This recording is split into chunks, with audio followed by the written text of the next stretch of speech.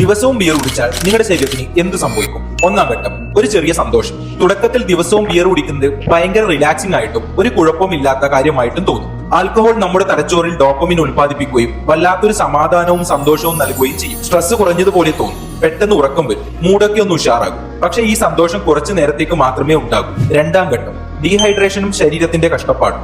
ശരീരത്തിലെ ജലാംശം നിലനിർത്തുന്ന ഹോർമോണിന്റെ പ്രവർത്തനത്തെ ആൽക്കഹോൾ തടസ്സപ്പെടുത്തും. അതുകൊണ്ട് നിങ്ങൾക്ക് കൂടുതൽ തവണ ബാത്റൂമിൽ പോവേണ്ടി വരികയും ശരീരത്തിലെ ഇലക്ട്രോലൈറ്റുകൾ നഷ്ടപ്പെട്ട് ഡീഹൈഡ്രേഷൻ സംഭവിക്കുകയും ചെയ്യും.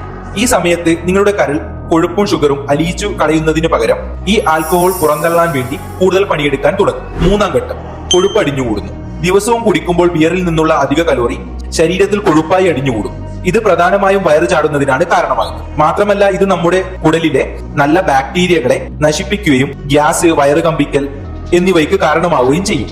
നാലാം ഘട്ടം, കരളിനും ഹൃദയത്തിനും പണി കിട്ടുന്നു. ആഴ്ചകളും മാസങ്ങളും കഴിയുമ്പോൾ കരളിൽ കൊഴുപ്പ് അടിഞ്ഞുകൂടും. പുറമെ യാതൊരു ലക്ഷണവും ഇല്ലാതെ തന്നെ ഫാറ്റി ലിവറായി മാറാൻ വലിയ സാധ്യതയുണ്ട്. കൂടാതെ ബ്ലഡ് പ്രഷറും കൊളസ്ട്രോളും പതുക്കെ കൂടാൻ തുടങ്ങും. അഞ്ചാം ഘട്ടം, ഉറക്കമില്ലായ്മയും അഡിഷൻ. ബിയർ കുടിക്കുമ്പോൾ പെട്ടെന്ന് മയക്കം വരുമെങ്കിലും ശരീരത്തിന് പൂർണ്ണ വിശ്രമം നൽകുന്ന ആ നല്ല ഉറക്കം നിങ്ങൾക്ക് കിട്ടുന്നില്ല. സമയം കഴിയുന്തോറും ശരീരത്തിന് ഈ ആൽക്കഹോൾ ഒരു ശീലമായും പഴയ ഒരു ഫീൽ കിട്ടാൻ വേണ്ടി വീണ്ടും കൂടുതൽ ബിയർ കുടിക്കേണ്ട അവസ്ഥയിലേക്ക് എത്തുകയും ചെയ്യും. നിങ്ങൾക്ക് ബിയർ കുടിക്കുന്ന ശീലമുണ്ടോ? എങ്കിൽ ഇതിൽ ഏത് ഘട്ടത്തിലാണ് നിങ്ങൾ ഇപ്പോൾ ഉള്ളതെന്ന് താഴെ കമന്റ് ചെയ്യും. ഇതുപോലെ കൂടുതൽ വീഡിയോസിനായി ഡോക്ടർ ജിംബ്രോയെ ഫോളോ ചെയ്യാൻ മറക്കല്ലേ.